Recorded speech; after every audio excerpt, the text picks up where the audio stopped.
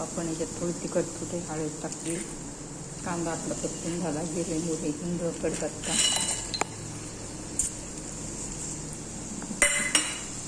सांडगे जे आपण तळून घेतले होते ते आपण याच्यात टाकले.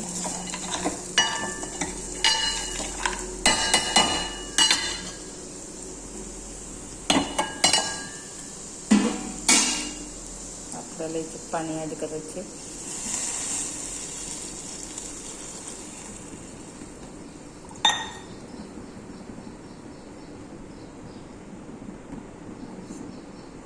जेवढी भाजी करायची असेल तेवढे पाणी ॲड करा.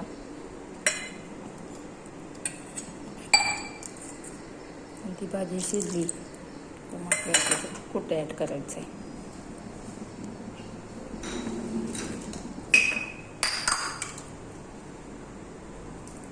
सांडग्याची भाजी बनवता नक्की करा, नक्की खा. नक्की सांगा सांडग्याची भाजी कशी होती. भाकरीसोबत पोळीसोबत तुम्ही भाजी खाऊ शकता. सांगा शिजला का मग त्याच्यात कुठं करायचं आपल्याला.